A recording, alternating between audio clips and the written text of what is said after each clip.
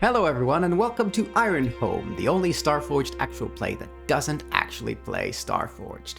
So today we have a special episode. Actually, it's not just an episode, it's hopefully a small campaign in celebration of the physical release of the fully illustrated version of Vaults and Vows by Ludic Pen.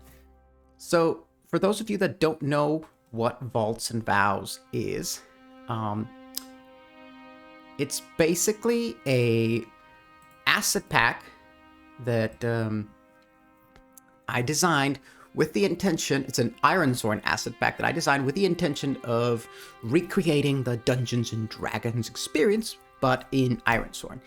And now, thanks to everyone at Ludic Pen, it is also available in fully, completely illustrated cards in both digital and physical that you can order from the link below from Drive-Thru RPG. And as you all know, it is not only just fully illustrated, it is also edited, because as you all know, I don't like to edit things, whether I'm creating content for videos or whether I'm designing rules. I just spit them straight out the way they come out of my brain. So not only is that, it's wonderful. Huge thanks to everyone at Ludic Pen. Amazing work. So I highly recommend buying it. Support Latin creators and that. So let's go ahead. I'm probably forgetting something, probably forgetting to say something. If I do, I'll just add it or forget it. Anyway, sorry, a little bit nervous. Let's just go ahead and get started with our Session 0 for this Vaults and Vows campaign. So I've already got some ideas in my head, and basically I will be playing... Oh, I have here, by the way, I just need to add it somewhere. Oh, the compendium packs here. Thanks to, let me check, Gilgamesh, I believe, in the Ironhome Discord, we have a Vaults and Vows asset pack compendium that you can download. Go ahead and look in the Ironhome Discord in the Vaults and Vows channel. If you're using Foundry, you can go ahead and just download this one. Now, these are the unedited ones that I shared. The Vaults and Vows asset is also completely free, not illustrated, not edited at all. You can find it in links below, and this is from that version. So thank you, Gilgamesh, for this, because I'm very lazy, so this was extremely useful. So I was thinking of playing, let's change the character sheet again. Sheet, oops, nope. Sheet, there we go. Ironhome, save sheet configuration. Boom. Let's go ahead and click our little compendium here. Vaults and Vows. I am going to be playing a Dragonborn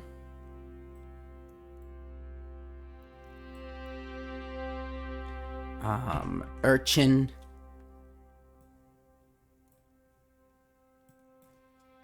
Barbarian. Ooh, there are two. Always pick the second one. If there's anything two in life, just always pick the second one. All right, let's see what we have here.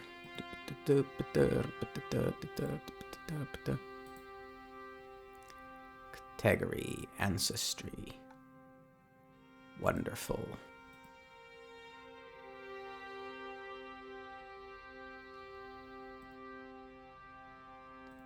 Let's go ahead and select that one. I wonder why there's so much space there. Oh, I'll take a look at it later. All right, so Dragonborn Urchin Barbarian. There's our character. Her name. Let's go ahead and put like a claw, some kind of. There we go, claws. A scaled claw red. That is perfect. Yes. What would her name be? Now let's take a look here. We've got names. Ooh, Varu might be a good one. Tana. I like that. Let's just go with Tana. Her name's Tana. She's got an iron of 3, an edge of 2, and a heart of 2. Excellent. Loving it so far. All right, so first we are going to design the world in which Tana exists. And for that, we need to change the music, for this world is not a peaceful world. It's a sorrowful world. Also, I've kind of like reorganized my music. I don't know, I do that from time to time. And let's go with Whitestone. Yes, this is perfect.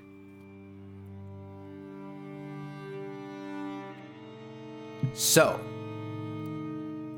let's get a settlement name for this place. I like environmental aspect. Summer song, no. Springtide, bleak frost. I like bleak frost.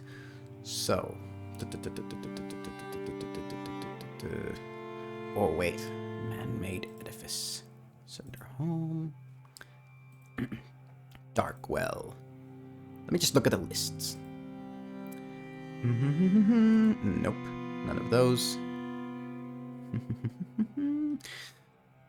Let's just go with Blake Frost. Places. City of Bleak Frost. Alright, so the first thing to know about the city of Bleak Frost is that it is layered. So it is in a mountainous region. Extremely high peaks that go past the clouds. Very cold in winter. Almost throughout the entire year, everything's just gray, and that's why it's called Bleak Frost. Very little vegetation grows around here. It depends entirely on trade and that kind of stuff. Yada, yada, yada. Most important thing about this is that it is layered. So way at the peaks, up above the clouds, in their beautiful... What would it be? I can't think of the name, but these beautiful, tall buildings, sort of like constructed like shrines in the different peaks. There live the eagle, anthropomorphic eagle creatures that have a name that I do not care to Google because they will not be important in the story, because they are the true rulers of Bleak Frost. With their wisdom and their magic and their elitism, they rule from up above. Then, a little under the clouds are the upper echelon of the city, built across the cliff sides of the mountains. These beautiful palaces with the balconies that extend over and can see the entire land. Here live what would be nobility of Bleak Frost, not the real rulers, the eagle people, but the lesser nobility. And this is mostly a mix of different peoples. Not the eagle people. They're above everyone else. They're better than. So it's a different mix of peoples here in the nobility. And then, even lower than that, connected through mountain paths and complex elevator systems, it leads down to the city itself, with a high wall built around it. Many buildings. Here's where most of the trade takes place, where most of the just trade in general, both commerce, manufacturing, everything that the city thrives on happens down here.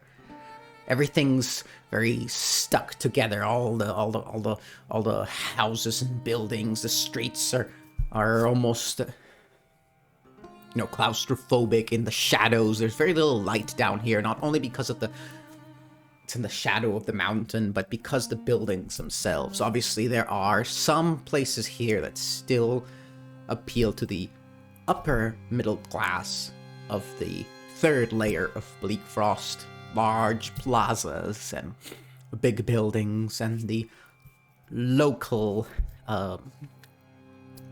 lordhood.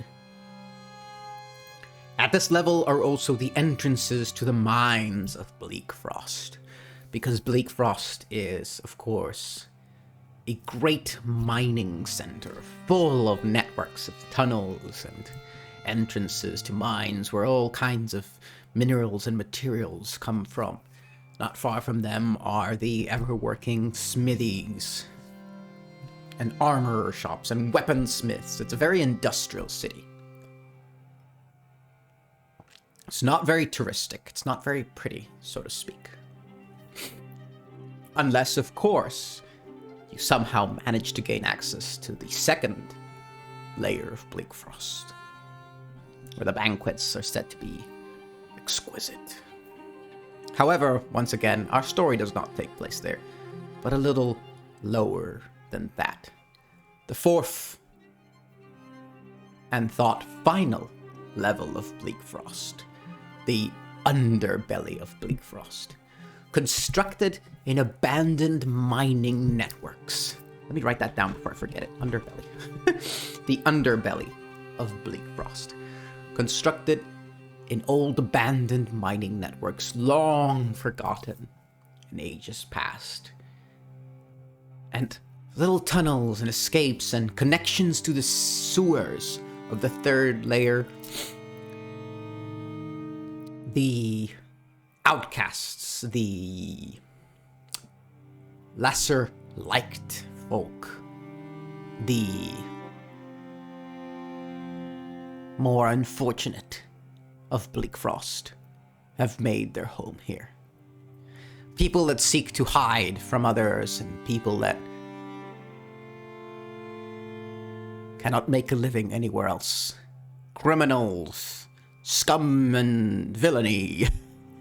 That is the fourth and final thought layer of Bleak Frost. This is where Tana was born. And this is where, as a child, she survived.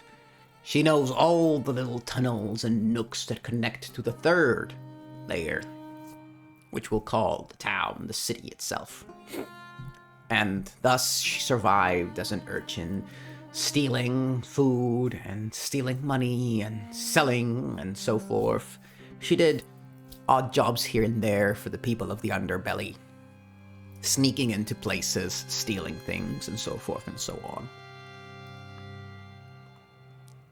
However, as a red dragonborn, her size as she grew up and her very shiny red scales began to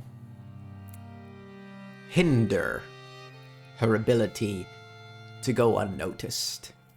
And, well, she has a bit of a temper. Having gotten on the wrong foot with the wrong people in the underbelly, she was forced to escape. And when you have to escape from the underbelly, there is only one place you can go to. The fifth and final layer of the city of Bleak Frost. The tunnels. I'm just making this up as I go along. I know if I sound very eloquent as if I have written all of this down. I thought of some of it before, but I am making up most of it. Especially names. I am terrible at names. We'll call them the tunnels, but better name to be determined. The tunnels are the fifth and final layer of Bleak Frost. Much like the underbelly, they are abandoned and forgotten mining tunnels from the first ages, the foundations of Bleak Frost. But unlike the underbelly, these are completely abandoned and have become home to all manner of creatures, beasts, and foul monsters. It is here where those that must run from the underbelly go to, and it is here that Tana survived on pure instinct alone, using her natural claws and fire breath. She hunted and she fought off other beasts that would have her be their meal.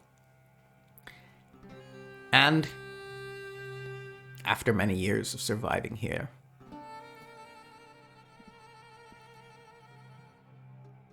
she returned to the underbelly, to the city of Bleak Frost. Changed, a different person altogether. With new abilities, with the ferocity, strength, and power, she was quickly able to establish herself in the underbelly as a mercenary for hire, what would it be? A thug, a cutthroat, a bodyguard. Tana began to take, once again, odd jobs, as you will. And so, I think that's a pretty good rah of everything that I kind of had in mind. So let's go ahead and just quickly write down some of this stuff. The first layer, eagles, spires. I don't know why I said that like that. Spires, vines, fleet. Second layer, we have balconies, cliff buildings, elevators. Third layer, also known as the actual city, we have giant wall, stacked houses and buildings, and something else. And then the underbelly is the fourth layer. It's the underbelly, and we have old tunnels, sewer connections, and finally the fifth layer.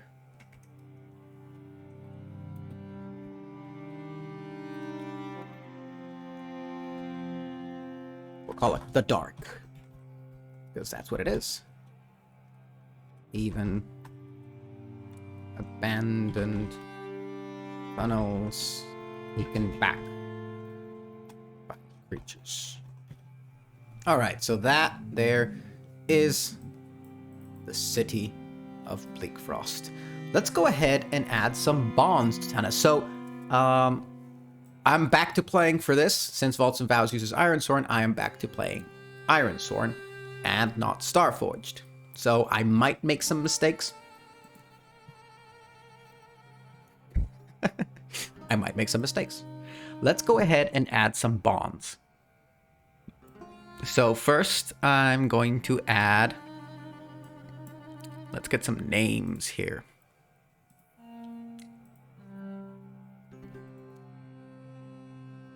I like Burble. Burble, the Goblin Tavern Keeper.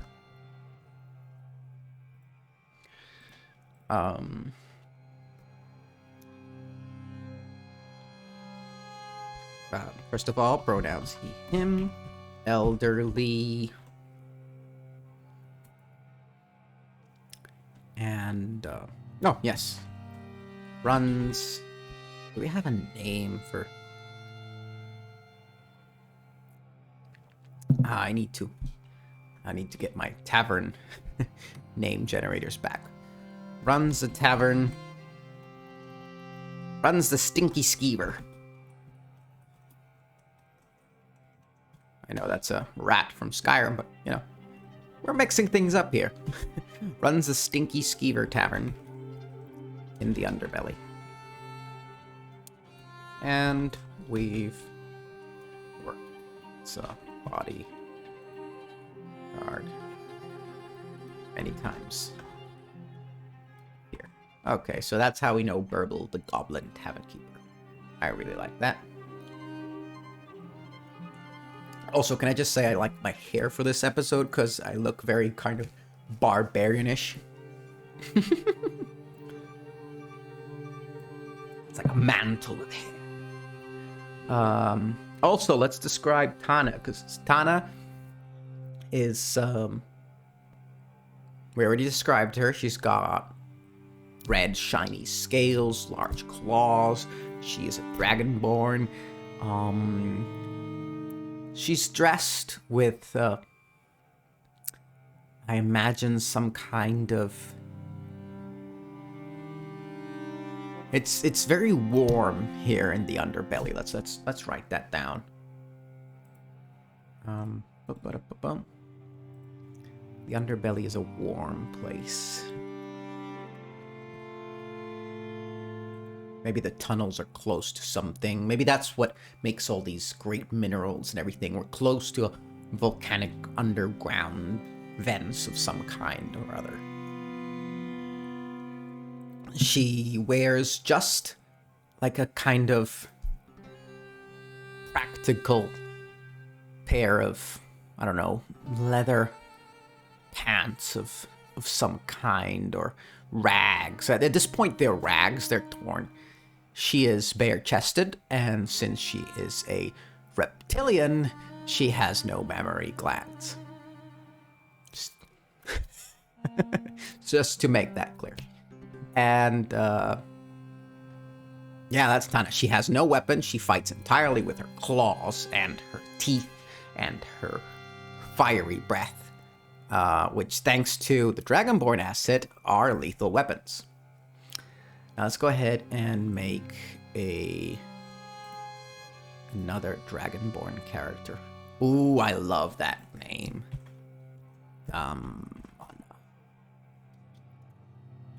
Dragonborn Scholar.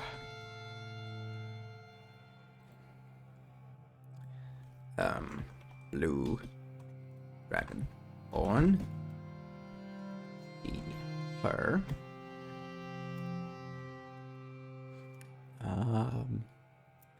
And obviously, we have very little in common. We have very little in common. Met in Burble's tavern. Gamana teaches me of my ancestry.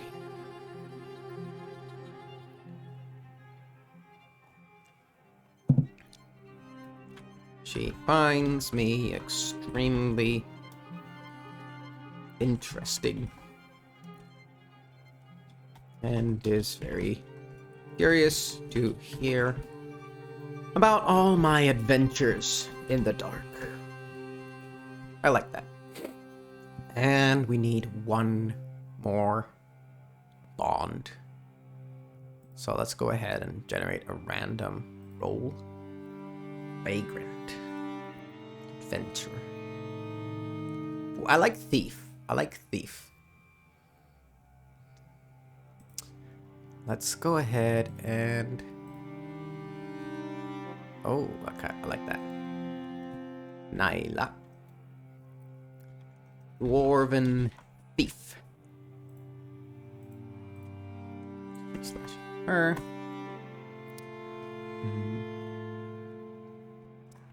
I've had to pick her out of the Stinky Skeever many times for troublemaking.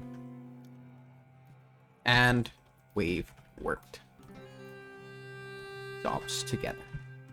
I like that. Another thing I'll say about Tana is that we said has a quick and terrible temper.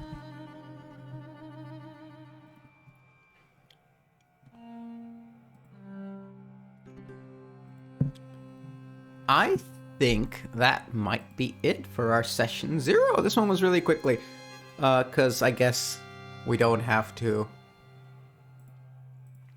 put together too much stuff. All right, so let's go ahead and think of our first job or vow or thing. Let's roll on action and theme. Remove. I like remove. I don't know if direction works. Remove language. Remove blood. You know what? Let's go with remove blood. And basically what that means is that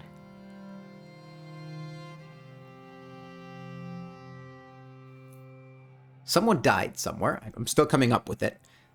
But we were hired to get rid of the body. We have to go and basically get rid of the body. So why me? Is this, I think this is a job we're probably going to be hired with Nyla, because she's sneaky and that kind of stuff. But why were we hired? I guess that's maybe something we'll find out later. But what's the excuse they give for hiring me? Okay, let's kind of think of what kind of place. Okay, this is going to give us a feature. A confined habitation.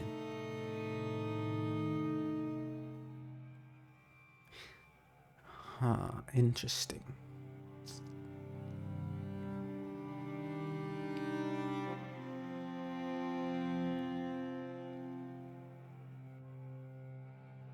Okay, I think I've got a better one. I think instead of... because I saw prisoner as well there, so I thought maybe instead of having to go and remove a body, we have to go and make a body. Which sounds more like Tana's line of work. So we have to break into one of Bleak Frost's prisons. And we have to kill someone before they go to trial. I like that. All right. So this is nice. Okay. I mean, not killing people. Killing people isn't nice. Do not kill people at home, or any other place for that matter.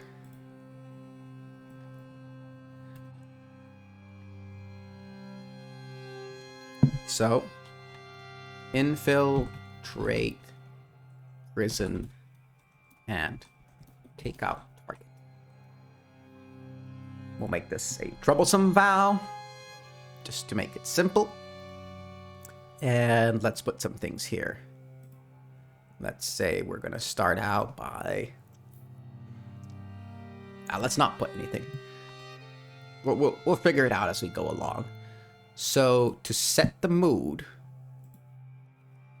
what would it be? Old tavern. Ye olde tavern. Let's see. Oops, that's right. It's very cheerful for the Stinky Skeever. I'm gonna find a different song for the Stinky Skeever. For now, we can go with this. And we are the Stinky Skeever. And Tana walks in, you know, opening the door. All of this is like very lit. Remember, we're underground, so everything's lit by candles and torches, and there are little lamps here and everywhere. And the Stinky Skeever is literally a hole in a wall, so you're walking through tunnels. Everything's a tunnel in the underbelly, except for one large area. Actually, you know what? I like that a lot, yeah. So, let's describe the underbelly. It is a huge hole. Imagine, just a huge hole. And it's built in like layers, you know, like they've carved out layers that get smaller and smaller towards the center. And it's just full of little stacked houses and buildings carved onto the sides, built out of found materials. When you walk into the underbelly, you see all of these lights everywhere. And it's also got lots of little holes that come out to different tunnels. Some of these have been shut out, some of these closed off, and so forth. But every now and then it leads to different places. And one such place is the Stinky Skeever. You have to go into this tunnel where you should usually see the drunks walking out of the tunnel and so forth. And then you pop on, knock on this large wooden bolted door. The door opens and Tana is greeted by her co-worker, a large orc that just kind of like very, very silent type, just nods at Tana. Tana kind of just, pats him on the shoulder kind of thing. Walks in. She kind of has to kneel a little bit to avoid hitting the very ugly chandelier in the middle of the room. She sits down at the edge of the bar where our good friend Burble, Burble, the Goblin Tavern Keeper. Now Burble has a funny name, but Burble was once an assassin for hire.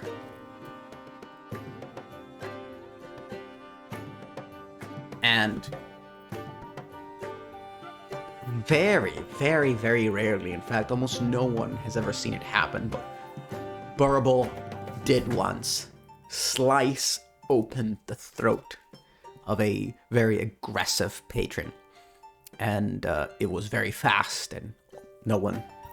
Obviously, Tana just knows that from hearsay. She wasn't here when it happened. It was a long time ago.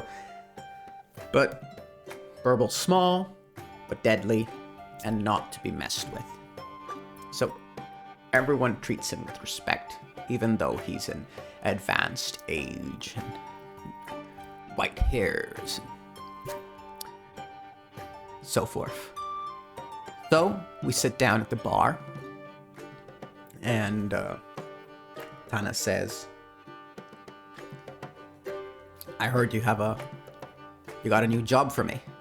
And Burble, of course, as any tavern keeper would be, is cleaning a glass with a rag. And he kind of just nods over to a human that is sitting down in one of the little alcoves, kind of like nervously looking around, clearly doesn't belong in the underbelly, clearly from the city, from the way he's dressed and everything. And he has sitting next to him, actually no, not sitting next to him, but kind of standing in the alcove, what is clearly a dwarven mercenary, hired to keep him safe. One of the many mercenaries that act as, well, guides and guardians for visits to the underbelly. This particular dwarven mercenary, of course, works for Burble, and Burble has many contacts in the city and the underbelly, and some even say higher layers. Of course, one must be careful which mercenaries you hire, because it has been known to happen that a mercenary will take you to the underbelly, hit you in the back of the head, take all your money, and leave you for dead, which you soon will be if you don't know your way out. Tana looks at Burble and says, do you know what kind of job it is?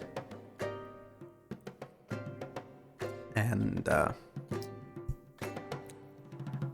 Burble just says, infiltrate and kill.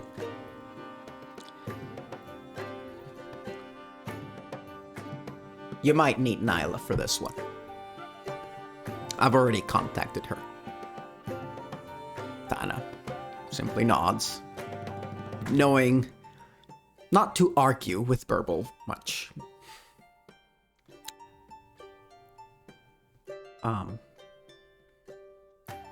She says, I assume you've already taken your cut? To which Burble replies, wouldn't have it any other way. Tana stands up. All right then. And she walks over to these to this man and his dwarven guardian. She nods to the dwarven guardian. As we already established, she knows him. And she sits at the table. The man, clearly of upper class for the city of, what's it called again? My god. Bleak Frost. The man quickly explains that he's obviously very nervous. The whole situation unnerves him, and Tana enjoys it. She's smug. She looks at him, shaking. She's like 2 heads taller than him. And the man is squirming nervously, looking around, hoping to not be recognized by someone. He almost whispers the job to Tana, saying that he needs a specific person in a prison, a man, a cutthroat for hire that, what would it be, botched a job, is now going to be used as a witness or some kind of, well, they will confess in trial, and this will obviously put him in a precarious position, so he needs this cutthroat eliminated. And he heard that, well, this, she was the best for the job. And Tana nods as the man talks, and she says, very well, I'll see it done. And she stands up to leave, and the man says, "Wait, I haven't given you all the details, all the information." And Tana kind of like turns around as she was already leaving and says, "You just let Burble know all that, and he'll pass it on to me."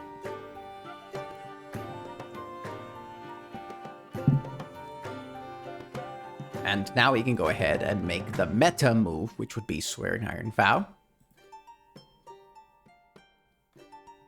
And let's go ahead and that's adventure moves. Quest moves. So we're gonna Swear an Iron Vow, and let's go ahead and say that this guy is like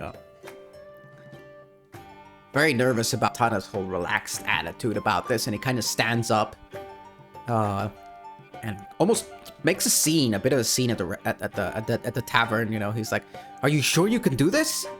And ooh, that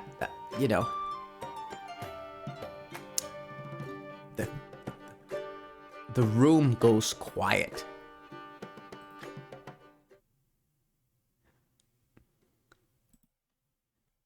As Tana stops, everyone is just very tense. Before even Tana turns around, the mercenary, the guardian of this noble person, scoots a few steps to the left. And Tana turns around and almost in a pounce grabs the man by the shirt, pushes him up against the wall. Plates and glasses fall to the sides. Candles just knock over, rolling around the floor. And she says, "I told you I'd get it done, and I will get it done. Do not doubt my word." And we're gonna swear an Iron Vow here.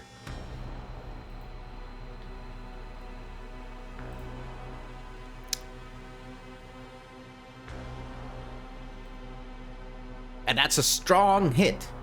You're emboldened, and it is clear what you must do next. Ask the Oracle if unsure, take +2 momentum. The man is obviously like, yes, of course, I'm sorry. I'll give the tavern keeper the details. And Tana lets go of the man, who falls onto the table, onto the floor, and things knock over around. And